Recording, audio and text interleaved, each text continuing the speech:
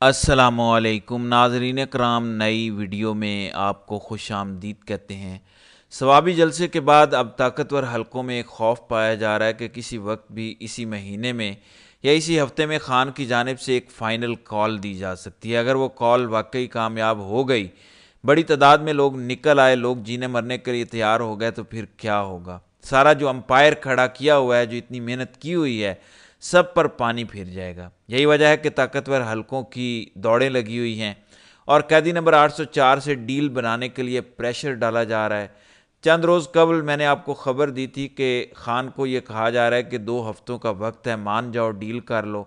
और वो डील क्या है? डील ये है कि अच्छे बच्चे बन जाओ, ताबेदार, शहबाज शरीफ की तरह चूँ चा नहीं करनी, बस अपने गुनाहों की माफ़ी मांगनी है, आगे से नेक्स्ट टाइम अकड़ने की, बदतमीज़ी करने की कोशिश नहीं करनी, बस ताबेदारी के साथ तौबा तायब होना है और ख़ामोशी से बैठ जाना है और इलेक्शन का इंतज़ार करना है और इलेक्शन तक अपनी ताबेदारी साबित करनी है।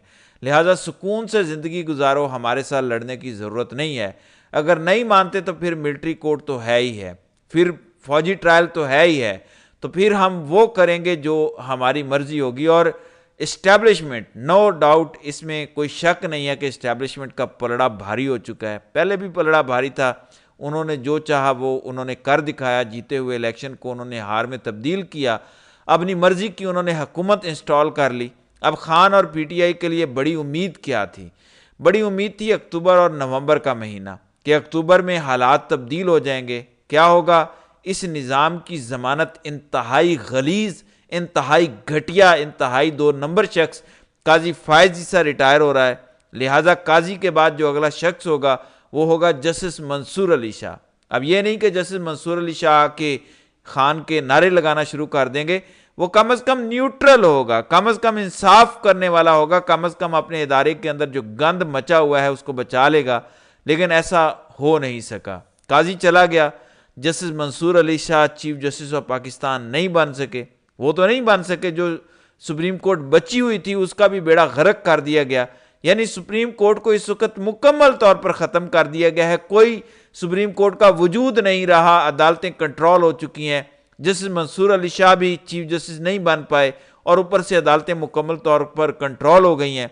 जो justice Yahya Afridi chief justice बनाए गए हैं उसने अपने हाथ काट के इस्टेब्लिशमेंट को दे दिए हैं। अब पीटीआई के पास उम्मीद क्या है सिवाय इसके कि वो सड़कों पर आए? इसके अलावा तो कोई रास्ता ही नहीं बचा हुआ। इस्टेब्लिशमेंट मजबूत है और वो जो कह रहे हैं कि कोना कोना बंद कर देंगे अगर सीनियर मोस्ट को ना बनाया, वो नजर ही नहीं आते। वो हामिद रसा जैसे लोग जो कह रहे थे कि हमारी लाशों से गुजरना होगा, 25 अक्टूबर के बाद 2 चीफ जस्टिस होंगे, एक होगा मंसूर अली शाह और दूसरा जो हुकूमत ने लगाया हुआ है, और चलेगी उसकी जो जस्टिस मंसूर अली शाह हैं, लाशें बिछेंगी, वकला निकलेंगे, वकला तहरीक चलेगी। अब क्या खाक वकला तहरीक चलनी थी? वकला और Hamid Khan group even supreme court का बार इलेक्शन भी नहीं जीत पाए, वो इलेक्शन भी हार गए। सड़कों पर निकलना तो दूर की बात है, एक परिंदा भी रिपोर्ट नहीं हुआ कि एक परिंदा भी निकला हो और उसने सड़कों पर एहतजाज किया हो। वकला को तो छोड़ दें। लिहाजा मायूसी ही मायूसी है। बज़ाहिर कार्ड पर देखा जाए तो कार्ड पर पीटीआई के पास कुछ भी नहीं है सिवाय इसके कि डोनाल्ड ट्रंप जीत चुका है। यानी ये कैलकुलेशन गलत साबित हुई है और ये एक वाहिद घबराहट की वजह है हुकूमत के लिए भी और इस्टेब्लिशमेंट के लिए भी। और एक इस्टेब्लिशमेंट भी, आईएमएफ भी वजह है। वो कहता है कि हमने बानी पीटीआई से मिलना है, हमने केपी के हुकूमत से मिलना है कि उन्होंने कैसे सरप्लस बजट कर दिया, बाकी सारे सूबे नाकाम हो गए हैं। लिहाजा ये एक बड़ा टेंशन है। यानी इस्टेब्लिशमेंट मजबूत है। वो कहते हैं कि हमारे पास सब कुछ है, हमने तुम्हारे वकला को मैनेज किया हुआ है, तुम्हारी जमात को मैनेज किया हुआ है, हमारी मर्जी के बगैर गंडापुर और दूसरे तीसरे बोल नहीं सकते, हम चाहेंगे तो वो बोलेंगे, हम चाहेंगे तो वो नहीं बोलेंगे। सुप्रीम कोर्ट हमारे कंट्रोल में है, हम जिसे चाहेंगे माइनस कर सकते हैं, जिसे चाहें प्लस कर सकते हैं। चौथे वाले नंबर वाले जज को all in all supreme court का बना दिया है, डील कर लो। अब खान डील नहीं कर रहा, खान ने डील करनी होती तो कब का कर चुका होता। अब इस्टेब्लिशमेंट की दौड़ें इसलिए लगी हुई हैं कि ट्रंप आ गया तो फिर क्या होगा, जो कि ट्रंप आ चुका है। अब उसकी क्या पॉलिसी होगी पाकिस्तान को लेकर, क्योंकि इस वक्त जो सूरत हाल अमेरिका में बनी हुई है, CNN के एक रिपोर्टर को मैं सुन रहा था, CNN का बड़ा सीनियर रिपोर्टर है, उसने दावा किया कि पेंटागन के अंदर इजलास हो रहे हैं امریکہ کے جرنیل سر جوڑ کر بیٹھے ہوئے ہیں کہ ٹرمپ نے اگر آ کر کوئی ایسے احکامات دے دیے, ہمارے پر کاٹ دیے تو کیا کرنا ہے, کیا ٹرمپ کو نو کرنی ہے. پچھلی ٹرم میں بھی ٹرمپ کے اور پینٹاگون کے درمیان یعنی فوجی جرنیلوں کے درمیان تعلقات اچھے نہیں رہے. پھر ٹرمپ وزیر دفاع کس کو لگائے گا, یعنی اس چیز پر بھی غور ہوا ہے پینٹاگون کے اندر کہ کیا پینٹاگون کے جرنیل استعفیٰ دیں گے یا ریزسٹ کریں گے, کرنا کیا ہے, کیونکہ ٹرمپ تو کہہ چکا ہے کہ میں آ رہا ہوں, میرے آنے سے پہلے انسان کے بچے بن جاؤ, جو کرپٹ لوگ ہو ایجنسیوں کے اندر اور جو کرپٹ جرنیل ہیں استعفے دے کر نکل جائیں. تو وہاں پہ یہ ہو رہا ہے, یعنی وہ پینٹاگون والوں نے ان کو کیا بچانا ہے پاکستان والوں کو, وہ خود اس وقت ہاتھ مال رہے ہیں کہ کیا ہوگا, کیا بنے گا, احکامات کو کس طرح سے نوک کریں گے. مارشاء اللہ والا کانسیپٹ تو امریکہ کے اندر ہے ہی نہیں, تو کرنا کیا ہے, کیا استعفے دے کر گھر جانا ہے. پھر رپورٹر نے کہا کہ جرنیل تو ڈرے ہوئے ہیں, جو نچلے لیول کے لوگ ہیں وہ کہتے ہیں کہ کیا ہمارے جرنیل ہمارا دفاع کریں گے یا نہیں کریں گے, یعنی وہ نیچے والے کہہ رہے ہیں کہ جرنیلوں کو اپنی پڑی ہوئی ہے, کیا وہ ہمیں ٹرمپ کے رحم و کرم پر چھوڑ جائیں گے یا ہمارا کیا ہوگا. یہی وجہ ہے کہ پاکستان کے اندر ایک واحد چیز عمران خان کے کارڈ پہ ہے کہ وہاں امریکہ کے اندر ٹرمپ جیت چکا ہے, ادروائز سپریم کورٹ فتح ہو چکی ہے اور فارم 47 کی حکومت بھی چل رہی ہے. اور پھر جو ایک امید تھی کہ چلیں 1 سال رہ گیا ہے آرمی چیف کا, نومبر 2025 میں جنرل عاصم منیر چلے جائیں گے, جیسے تیسے کر کے 1 سال گزار لیتے ہیں, پھر عاصم منیر منت کریں گے, ترلے کریں گے ایکسٹینشن کے لیے, وہ کام بھی نہیں بنا. اگلوں نے پہلے ہی انتظام کر لیا 2027 تک, اب راوی چین ہی چین لکھ رہا ہے, لہذا خان نہیں مان رہا, خان کو منانے کی کوشش ہو رہی ہے, خان مان نہیں رہا. یہی وجہ ہے کہ خان نے یہ جو عین موقع پر ثوابی میں کال نہیں دی گئی, کچھ چیزیں بیک ڈور بیہائنڈ دا سین جو معاملات چل رہے ہیں کہ ابھی بھی سیکھ جاؤ, ابھی بھی دیکھ لو, وہ جسے کہتے ہیں نیگوسیشن, وہ چل رہی ہے, بارگیننگ چل رہی ہے. خان کہتے ہیں ٹاؤٹ تو میں نہیں بنوں گا, میں شہباز شریف نہیں ہوں کہ چپ کر کے بیٹھ جاؤں گا, میری شرائط پر مذاکرات کرو. جبکہ کمپنی سرکار کہتی ہے کہ تمہارے پاس ہے کیا, جیل میں تم ہو. یہی وجہ ہے کہ خان کے پاس اب کوئی رستہ نہیں بچا ہوا سوائے اس کے کہ واقعی صحیح معنوں میں وہ لوگ نکالیں, اور اگر صحیح معنوں میں لوگ نہ نکلے, وہی چھوٹا موٹا احتجاج ٹھوس ہو گیا, تو پھر سمجھ لو کہ مستقبل نہیں ہے سوائے اس کے کہ لوگ 24 کروڑ سیدھا کعبے کی طرف منہ کر کے اللہ تعالیٰ سے مدد مانگے, یا پھر ٹرمپ کی طرف دیکھیں کہ ٹرمپ کیا کرے گا کیا نہیں کرے گا. آج کے دن کی جو ایک واحد خوشخبری پاکستانی ٹیم کے لیے ہے, کہ پاکستانی قوم کے لیے ہے, کہ 22 سال کے بعد پاکستان کی کرکٹ ٹیم محمد رضوان کی کپتانی کے اندر آسٹریلیا کے اندر سیریز جیت گئی ہے, اور پاکستان نے پچھلا میچ بھی جیتا ہے اور یہ میچ بھی جیت گیا ہے. تو 2-1 سے یہ سیریز جیت چکا ہے 22 سال کے بعد, یہ ایک پازیٹیو چیز ہے.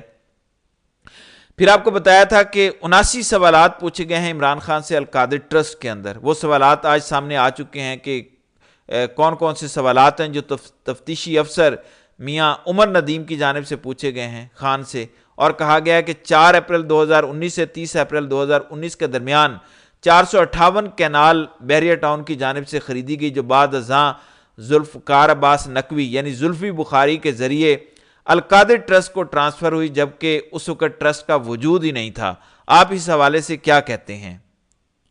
خان سے پوچھا گیا کہ جب یہ زمین خریدی گئی اور زلفی بخاری کے نام کی گئی تب تک القادر ٹرسٹ نہیں تھا, تو اس کا جواب دیں, یہ پہلے ہی خرید لی گئی تھی. تفتیشی افسران میاں عمر ندیم کے شواہد کے مطابق ملک ریاض حسین اور شہزاد اکبر 11 جولائی 2019 کو بنی گالا میں آپ کی رہائش گاہ آئے تھے. آپ اس حوالے سے کیا کہتے ہیں؟ یہ بھی سوال پوچھا گیا. تفتیشی افسر کے شواہد کے مطابق آپ نے نوٹس کو سرکولیشن کے بغیر کابینہ اجلاس کے سامنے رکھنے کی ہدایت کر دی, اس پر آپ کیا کہتے ہیں؟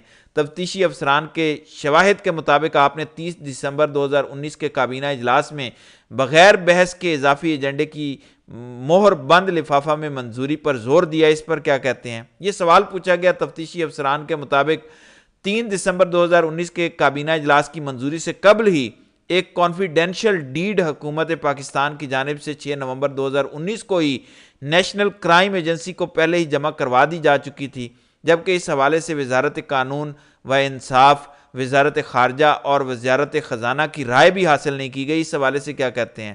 تو اس طرح کے ملک ریاض سے جو ملتے جلتے سوالات پوچھے گئے ہیں کہ بحریہ ٹاؤن کی جانب سے القادر ٹرسٹ کو 285 ملین روپے کیش عطیہ کیا گیا, جبکہ بلڈنگ فرنیچر زمین کے لیے 450 ملین کی ڈونیشن دی گئی، اس پر کیا کہتے ہیں؟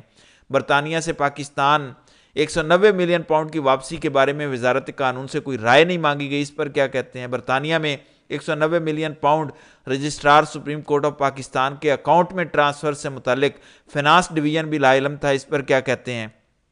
اسلام آباد کے موڑا نور میں واقع 240 کینال اراضی ملک ریاض کے ذریعے شریک ملزمہ فرد شہزادی کے نام پر ٹرانسفر ہوئی، اس کے بارے میں کیا کہتے ہیں؟ تو اس طرح کے بے شمار سوالات عمران خان سے پوچھے گئے، یعنی اب عمران خان کو گھیرا جا رہا ہے کہ اگر آپ ڈیل والے معاملے پر نہیں آتے تو آپ کو 190 ملین والے یعنی القادر ٹرسٹ کیس میں بھی سزا سنا دیں گے، عدالتیں ہماری غلام، ہم جو چاہیں ہم کر سکتے ہیں، ہم آپ کو کی ضمانت ہوگی اور ہم نہیں چاہیں گے کہ آپ کی ضمانت ہو سکے، تو لہٰذا بہتر ہے کہ آپ ہمارے ساتھ ڈیل کر لیں۔ تو ناظرین کرام، آپ کی اس ویڈیو کے حوالے سے کیا رائے ہے؟